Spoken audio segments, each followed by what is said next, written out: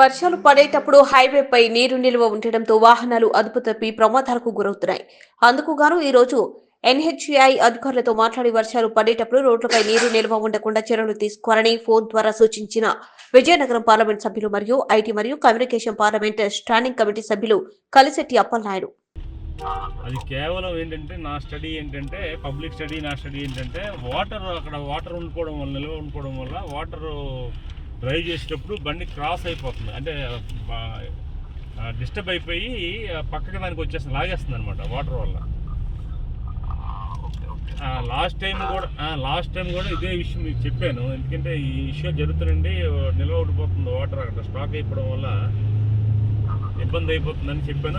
Urgently మీరు మొత్తం మన టీంని చూసి ఒకసారి సర్వే చేయించండి. ఇప్పుడు కూడా నేను శ్రీకాకుళం వెళ్తున్నాను. వెళ్ళేటప్పుడు కూడా వాటర్ కూడా రోడ్డు మీద నిల్వ ఉంది ఇక్కడ చింతనమిల్లి జంక్షన్ దగ్గర. ఈ పాయింట్ ఐడెంటిఫై చేస్తే వాటర్ని బయటికి వెళ్ళే మార్గం చేయండి, ఎందుకంటే చాలా ప్రమాదకరం. వర్షాకాలం చాలా ఇబ్బంది. కొంతమంది ఐటీ తెలియదు కదా, కొంతమందికి లోకల్ తిరిగే వాళ్ళకి తెలుస్తుంది ఇట్లా పలానా దగ్గర వాటర్ నిల్వ ఉండిపోతుంది. హైవేలు వెళ్ళేవాడికి ఏం తెలుస్తుంది, తెలియదు. కొద్దిగా అది చాలా సీరియస్ చేయండి, ఇది చాలా ఇంపార్టెంట్. అది చాలా ప్రమాదాలకు గురవుతున్నారు. ఆ వీడియో కూడా మీకు పెడతాను, చాలా దారుణంగా ఉంది అది. జస్ట్ చూడండి, అది ఇమ్మీడియట్గా అది వర్కౌట్ చేయండి.